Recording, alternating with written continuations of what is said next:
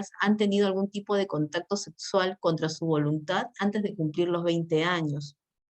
Y la pandemia ha influido enormemente en la prevalencia de actos de violencia contra los niños. Y lo más probable es que todavía no se vea la magnitud de esto, sino las consecuencias adversas van a ser a larga data, ¿no?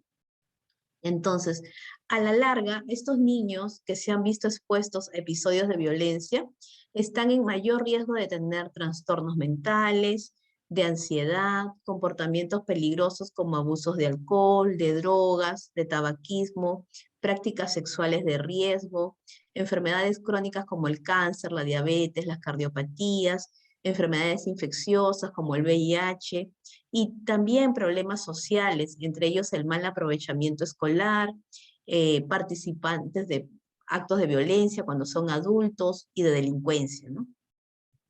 Pues bien, ya vimos que en el Perú es alta la prevalencia, ¿no? 133 casos al día, y entonces el gran problema de la violencia es que es cotidiana, y aún peor, está normalizada, ¿no? Es decir, considerada como una práctica válida para corregir, controlar o mostrar el poder sobre los niños, niñas y adolescentes, ¿no? Y muchas familias lo practican y creen que es normal castigar a un niño en exceso para que no lo vuelva a hacer y no comprenden el daño psicológico que se le está produciendo a este menor. Bien, vemos que los adolescentes son los más afectados, 46.4%, ¿no?, de esta población que se vio en el Perú en enero del 2021, de 6 a 11 el 36.3% y de 0 a 5 el 16.9%. Según una encuesta por ENARES en el 2019, antes de la pandemia, fueron víctimas de violencia psicológica o física, decía que 6 de cada 10 niñas, niños de 9 a 11 años eran víctimas de violencia y 7 de cada 10 adolescentes de 12 a 17 años. O sea, las cifras siempre han sido altas y con la pandemia deben estar mucho más elevadas. Entonces, ¿cuál es el impacto?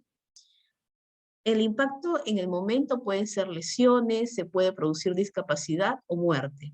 Sin embargo, a la larga puede haber una afectación en la salud mental y nos puede traer niños o niñas o adolescentes con depresión, ansiedad, insomnio, suicidio, con afectación de su sexualidad, enfermedades de transmisión sexual, HIV, embarazo no deseado. Puede traernos a la larga cambios en el comportamiento, tabaquismo, abuso de alcohol, consumo de drogas, o muy a la larga las enfermedades crónicas como consecuencia de todo de esos antecedentes, enfermedades cardiovasculares, cáncer, entre otras, y al final las consecuencias sociales económicas como el fracaso académico, económico, por último, desempleo y violencia. El impacto de la violencia en la niñez en las etapas del curso de vida tenemos. En la infancia, generalmente, se van a producir lesiones, hay una pobre regulación del afecto, deficiencia del apego, no son muy apegados a los padres porque obviamente, o a la persona que le realiza el maltrato, hay una afectación del crecimiento y retraso del desarrollo. En la niñez vamos a encontrar que el niño presenta trastornos de ansiedad, trastornos del estado de ánimo, puede presentar un comportamiento perturbador, por ejemplo, trastorno de déficit de atención, fracaso académico, pobre relación con sus iguales, ¿no?, con sus pares. En la adolescencia, generalmente los chicos violentados presentan trastornos de conducta, empiezan con el consumo nocivo de alcohol o de drogas, con comportamientos riesgosos y con perpetración y victimización de violencia. Y en la adultez, los jóvenes o las personas adultas que sufren violencia presentan trastornos en su personalidad, problemas de relacionamiento, problemas laborales y de empleo, enfermedades crónicas, incluidas las cardiovasculares y el cáncer. Bien, pero ahora es importante que nosotros clasifiquemos el maltrato según lo que nosotros podemos identificar en nuestros exámenes. Entonces, lo primero que se nos viene a la cabeza siempre es el maltrato físico, pero también es el maltrato psicológico o emocional, el maltrato sexual, la explotación y la negligencia y el abandono. Pues bien, ¿qué cosa es el maltrato físico, no? Es toda forma de agresión no accidental, ¿no?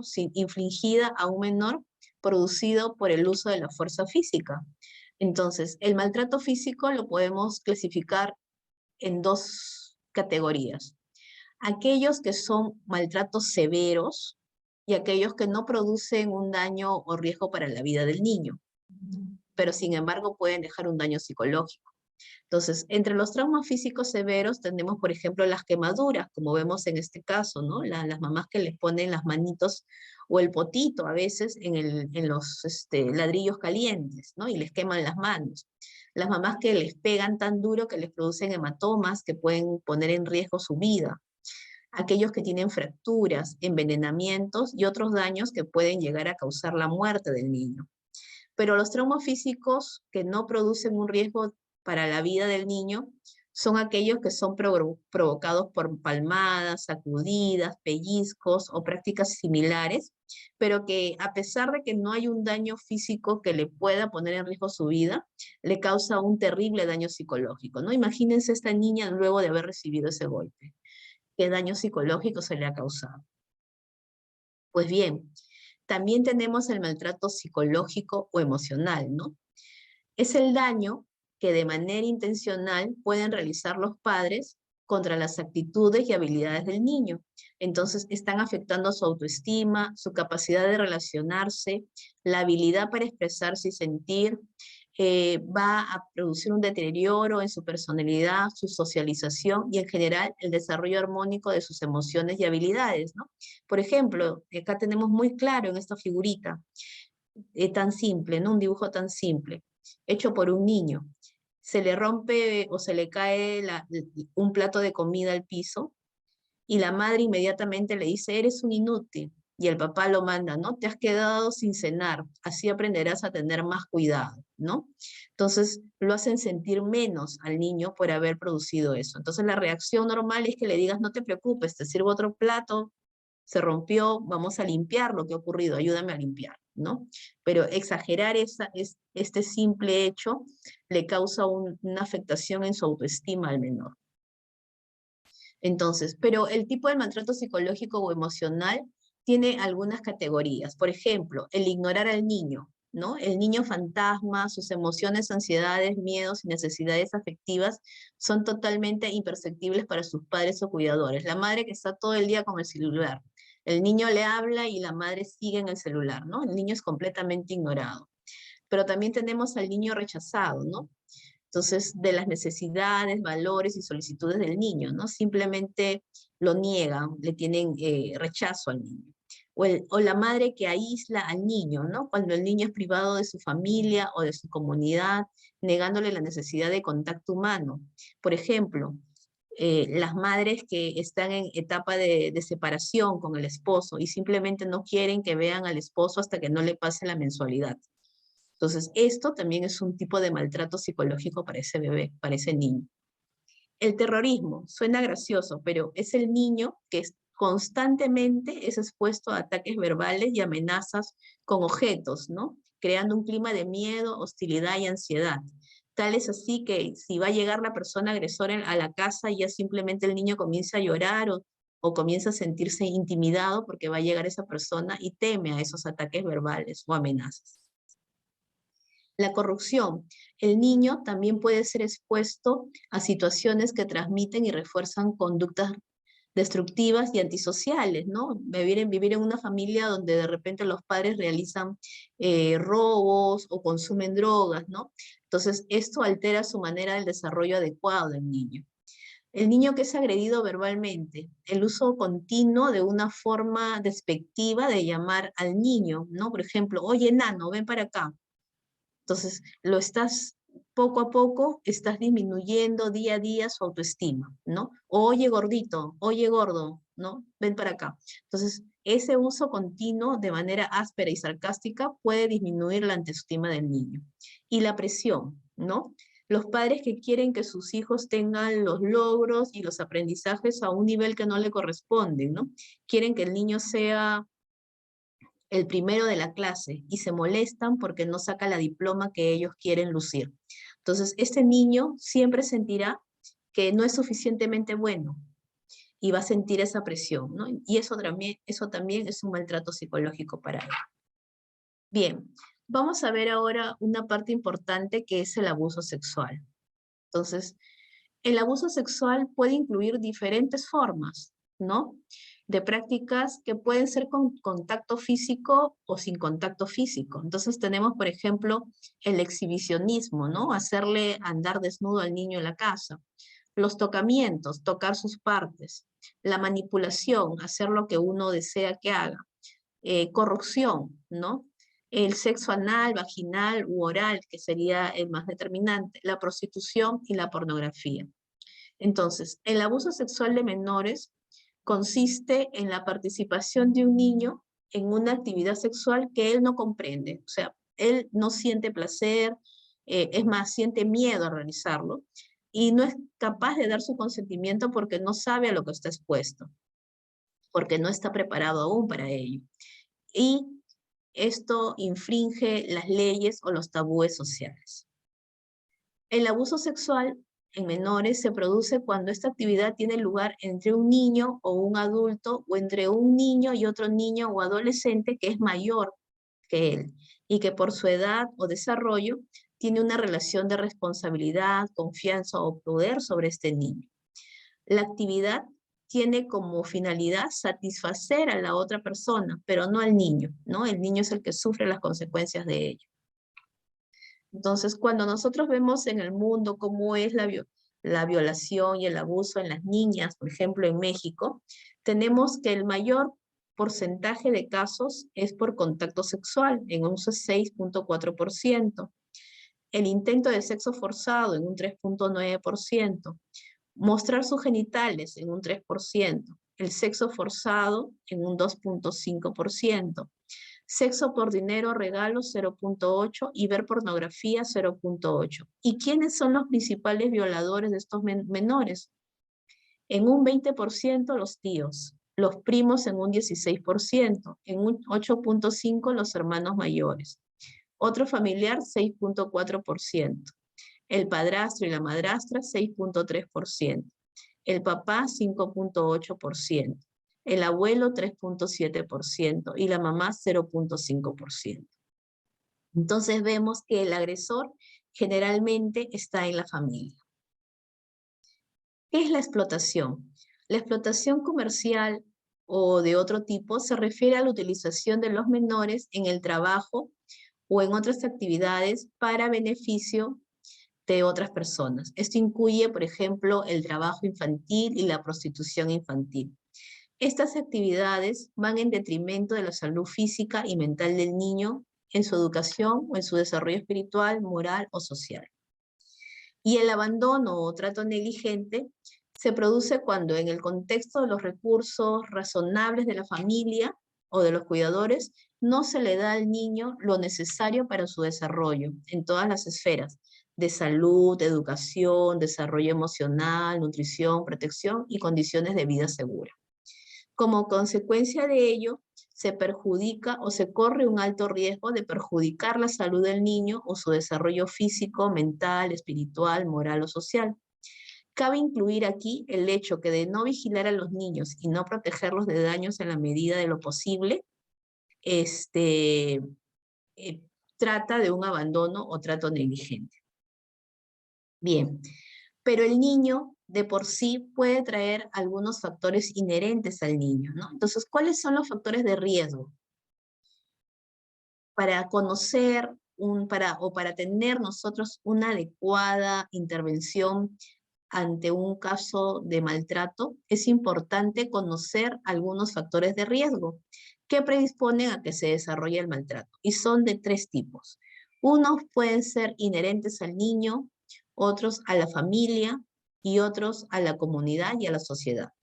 Entonces, cuando son los factores inherentes al niño, tenemos, por ejemplo, aquellos niños que fueron no deseados, productos de una violación, prematuros, bajo peso, con enfermedades crónicas, hiperactivos, el niño con alguna discapacidad.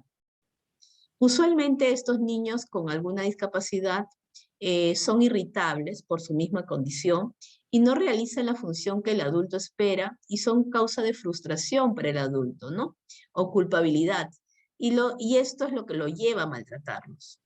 En el caso de la familia, cuando los padres son muy jóvenes, ¿no? O cuando la familia solamente tiene mamá o papá, monoparental. Cuando son hijos de familias donde hay un embarazo no deseado, cuando son familias donde hay una exposición precoz a la violencia o cuando hay familias con abuso de sustancias, con una atención prenatal inapropiada, enfermedad física o mental de los padres, problemas relacionales, cuando es una familia numerosa conviviendo en un espacio muy reducido, el aislamiento social y el hacinamiento, y cuando hay situaciones de estrés, ¿no? Por ejemplo, ahora que hemos vivido la pandemia, también es un factor inherente para la violencia. Los factores inherentes a la comunidad y a la sociedad van a ser que existen leyes de protección para el niño, pero que a veces son inexistentes o simplemente no se cumplen.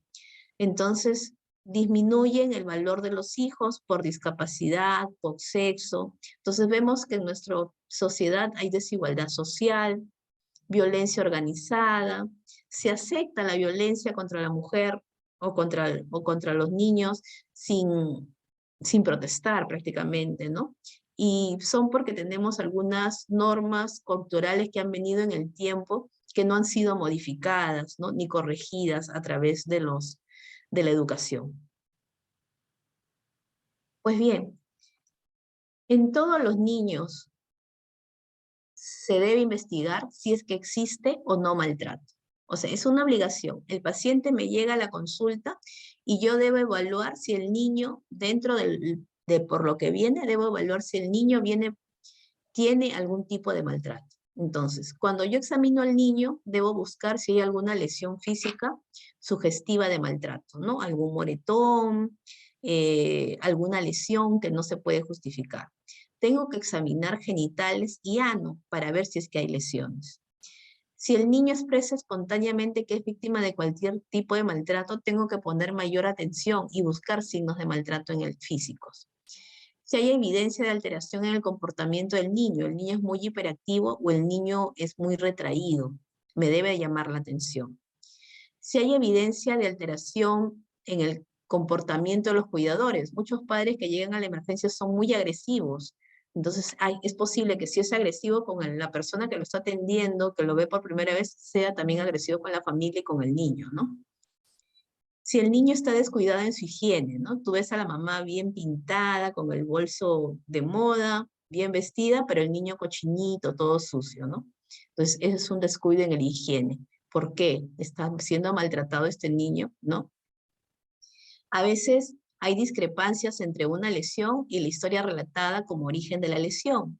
Entonces, ¿cuál es esa discrepancia, no? Se hizo un golpe en la nalga, ¿no? Y la mamá te dice, no, se cayó sentado, se rodó. Entonces, no hay una correlación del golpe con esa lesión. Hay que buscar maltrato. Cuando el niño tiene alguna lesión grave, un moretón severo, pero la madre consulta a los días, ¿no? Consultas por lesiones tardías graves.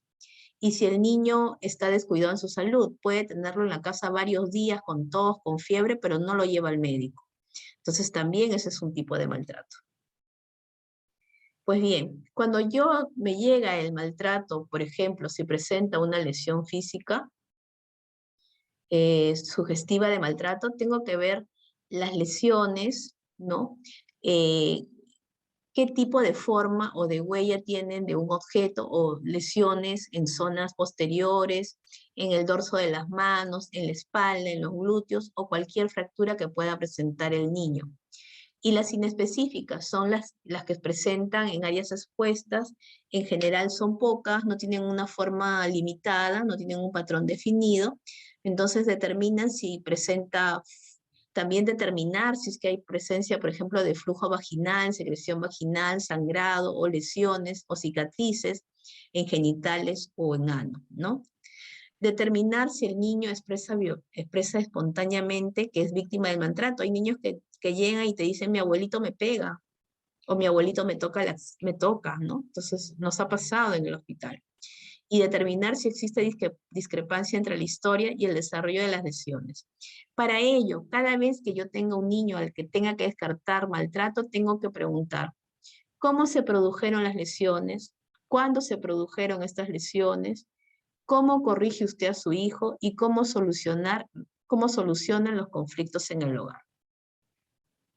Entonces, si seguimos evaluando al niño buscando maltrato, tenemos que observar si hay evidencia en la alteración del comportamiento del niño.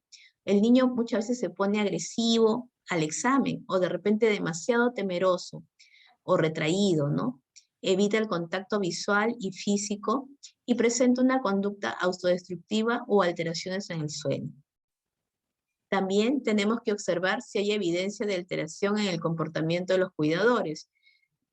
Cuidadores descuidados, cuidadores renegones, castigadores, que están a la defensiva o muy agresivos.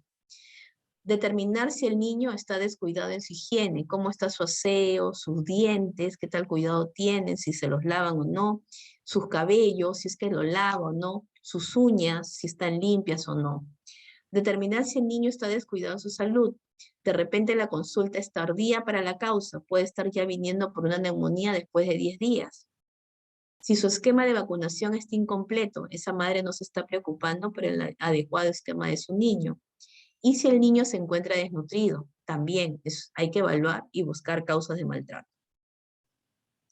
Entonces, ¿cómo clasificamos al niño con maltrato? Existen 4 posibilidades de clasificación que nos van a orientar de cómo yo voy a hacer o tomar mi decisión para poder tratar estos tipos de maltrato.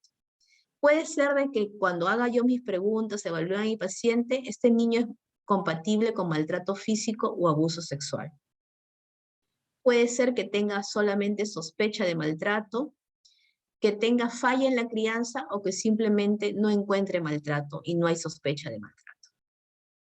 Cuando yo tengo un caso compatible con maltrato físico y o abuso sexual, entonces tengo que tener uno de los siguientes. La lesión sugestiva física de maltrato, una lesión en el cuerpo que me hable de algún tipo de maltrato, lesiones en genitales o ano, y el niño expresa espontáneamente que es víctima de maltrato físico o sexual. Entonces, ¿qué debo hacer? Primero, curar las lesiones y el dolor, ¿no? Le puedo dar Panadol para las lesiones, le puedo aplicar una crema para las lesiones, tratar de estabilizar al niño. Pero debo de referirlo al nivel superior. Si yo estoy en un centro de salud, en un hospital 1, necesito referirlo a un hospital de mayor nivel, 3 o instituto. Tengo que notificar a la autoridad competente. En este caso se notifica a la Defensoría del Pueblo, generalmente a las unidades de maltrato que tienen los hospitales grandes, donde trabajan con abogados y notifican a las comisarías y a la fiscalía sobre estos casos. Y contactar con la red de protección del niño maltratado.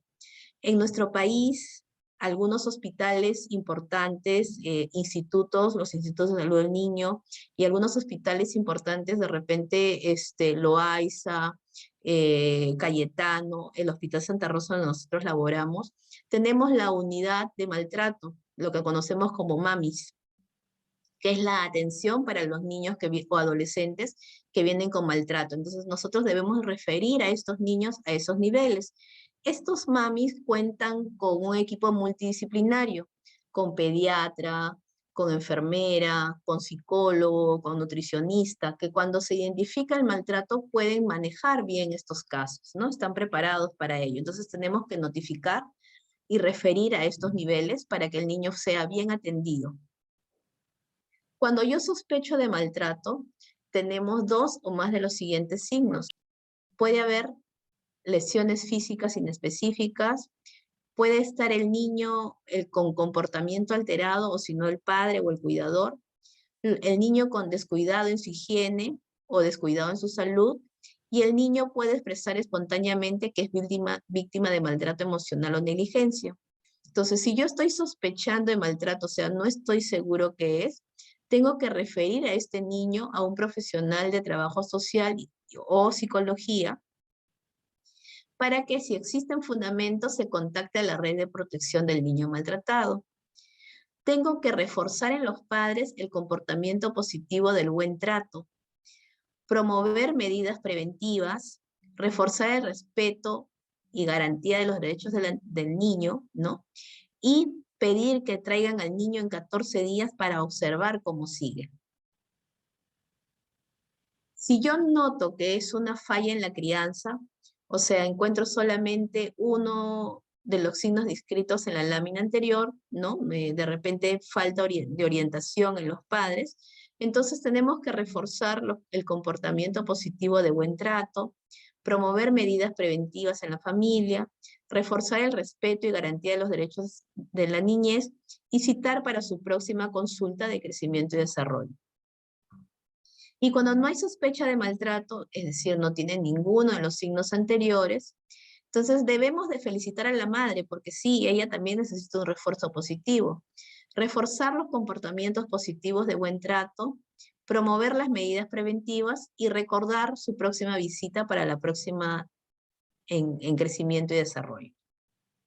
Esta es la hoja de registro del maltrato infantil y abuso sexual, donde colocamos el nombre y el problema que tiene el niño, si es la primera vez que viene, si es que es control y cuál es su peso. Y nosotros vamos clasificando. Para verificar si tiene maltrato, tenemos que hacer esas 4 preguntas importantes que mencionamos al inicio. ¿Cómo se produjeron las lesiones? ¿Cuándo se produjeron? ¿Cómo corrige usted a su hijo? ¿Y cómo solucionan los conflictos? Entonces, tenemos que determinar si presenta lesión física, ¿no? Y si la presenta, si es sugestiva de maltrato o de repente es inespecífica. Y determinar si es que presenta lesiones en genitales o en ano. Determinar si es que existe una discrepancia entre la historia y el desarrollo de las lesiones. Determinar si el niño expresa espontáneamente que es víctima de maltrato. Determinar si hay evidencia de alteración en el comportamiento del niño. Determinar si hay evidencia de alteración en el comportamiento de los cuidadores. Determinar si el niño está descuidado en su higiene o en su salud. Entonces, todo esto lo clasificamos y con eso nosotros determinamos qué tipo de maltrato puede tener. Si corroboramos el maltrato o quizás estamos ante la sospecha del maltrato o ante de repente una falla de conocimientos de parte de los padres, ¿no? De cómo tratar al niño. Bien, entonces cuando el niño es compatible con maltrato físico o abuso sexual, tenemos que referir inmediatamente a un centro especializado, notificar a la autoridad competente y remitir a la red de protección del maltrato infantil. El personal de salud también deberá realizar o indicar el tratamiento apropiado para las lesiones que presenta el niño víctima de maltrato. Cuando estamos frente a la sospecha, referir a un profesional de trabajo social o psicología, quien decidirá la necesidad de contactar a la red de protección de maltrato infantil, reforzar el comportamiento positivo de buen trato y promover medidas preventivas y reforzar el respeto y la garantía de los derechos a la niñez. Cuando hay falla en la crianza, reforzar el comportamiento positivo de buen trato, promover medidas preventivas, reforzar el respeto y garantía de los derechos de la niñez y citar para la siguiente consulta de crecimiento y desarrollo en 14 días. Perdón, en la fecha en que le corresponde. Y cuando no hay sospecha de maltrato, felicitamos a la madre, reforzamos los comportamientos positivos de buen trato, promovemos las medidas preventivas y recordar la próxima visita al control para la vigilancia de crecimiento y desarrollo. ¿Ya? Entonces, esto es más o menos un resumen de las tablas que hemos visto anteriores. Entonces, ¿cuál es la actitud del profesional de salud ante casos de sospecha de maltrato infantil? Primero, tenemos que garantizar un trato digno y respetuoso a la víctima y a su familia durante todo el proceso de atención, con énfasis en la protección del niño. Tenemos que ser accesibles y receptivos, escuchar cuidadosamente y con seriedad la historia y registrar textualmente en la historia de manera cuidadosa todo lo que nos confían.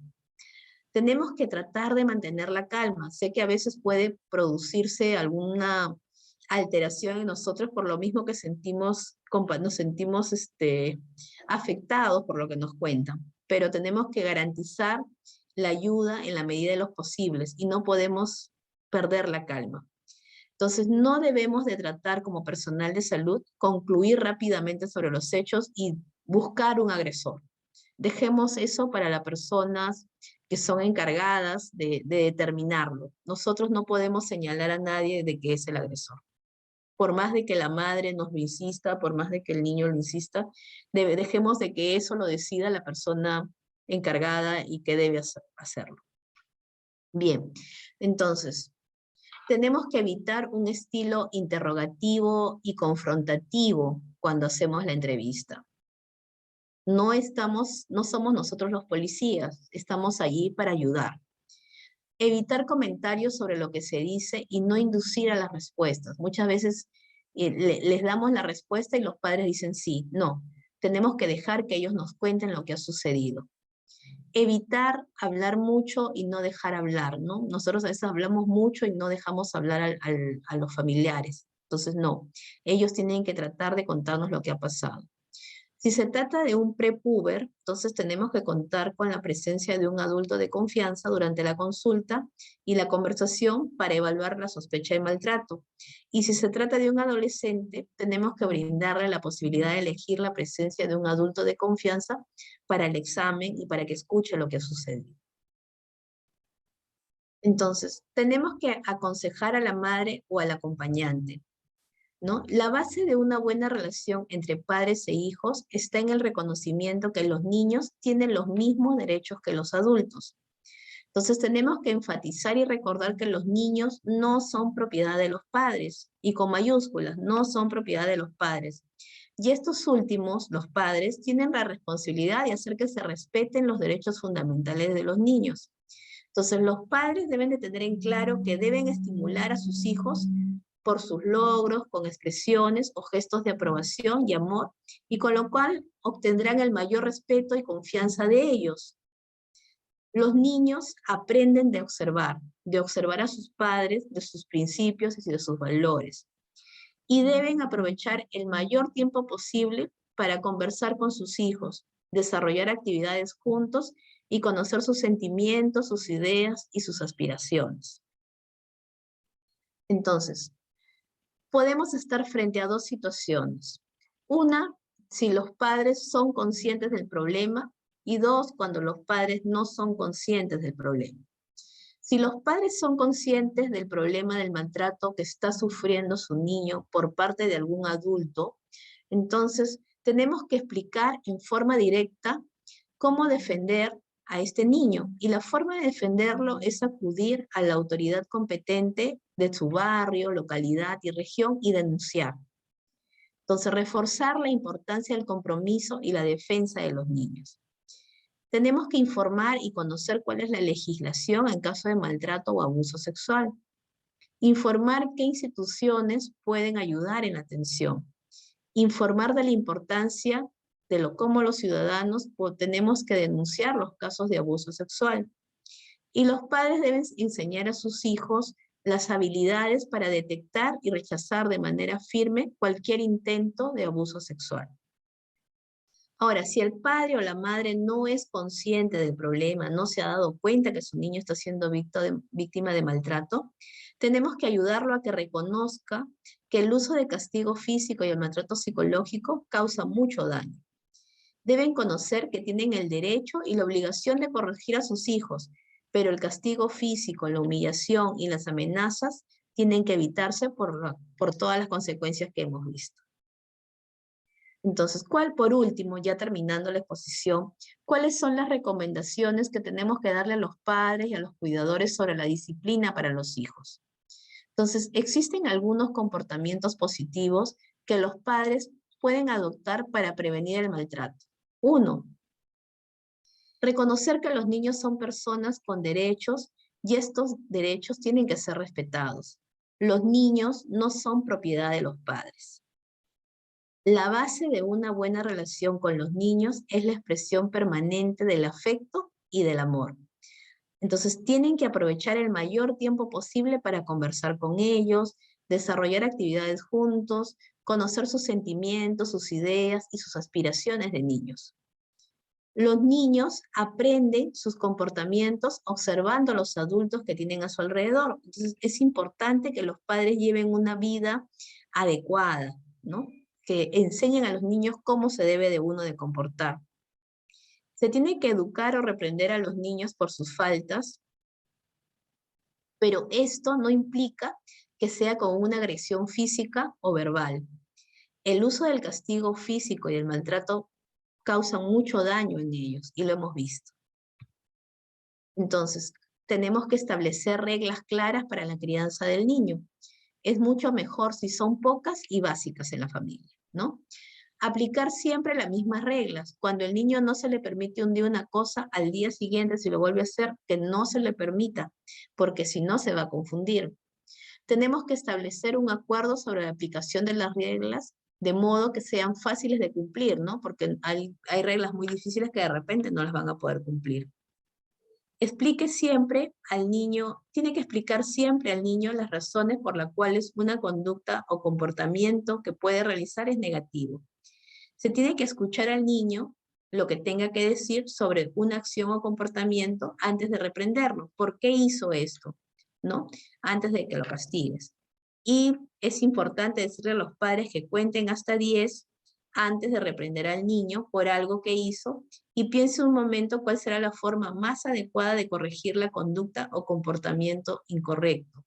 Que no sea una respuesta a primera que haga que se rompan las relaciones o que de repente castigue severamente al niño o llegue a la violencia.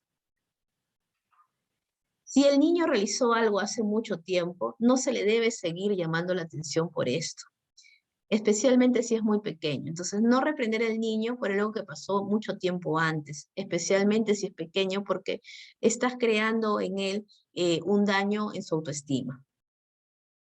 No reprender al niño 2 veces por el mismo hecho. Jamás tratar despectivamente al niño. Nunca amenazarlos. Si no haces esto, te voy a dejar. Eso es lo peor que podemos hacer. No emplear el castigo físico, insultos, gritos, como una forma de generar respeto y corregir un comportamiento inapropiado de un niño.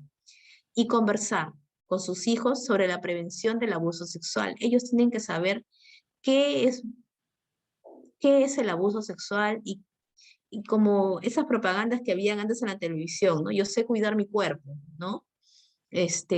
No debe nadie de tocarlos, nadie de mirarlos, nadie de darles un caramelo y llevárselos a otro sitio. Entonces ellos tienen que saber, tienen que estar prevenidos de esto. Bien, entonces como médicos tenemos que saber que existe la línea 100. La línea 100 es para las niñas, para los niños, niñas y adolescentes y mujeres o cualquier otro que se encuentre en maltrato. Atienden las 24 horas del día y es a nivel nacional, es llamada gratuita inclusive de teléfonos públicos. Y tenemos en el 2019 ya, porque esta directiva salió de la directiva sanitaria que regula el funcionamiento de los módulos de atención de maltrato infantil y del adolescente en salud, el MAMIS, que ahora ha tomado un nuevo impulso y ha vuelto a sacar sus módulos con mucho más perfeccionamiento del que tenían antes. Bien, la información, las fuentes de información, muchas gracias por su atención y estamos dispuestos a cualquier pregunta que puedan tener sobre el tema. Muchas gracias, doctora Isabelita. Perdón, sí, doctora Isabelita. Las preguntas pasa al final para poderle dar chance al doctor Víctor Inostroza que exponga el último tema, ¿no? Mientras el doctor Inostroza, muchas gracias.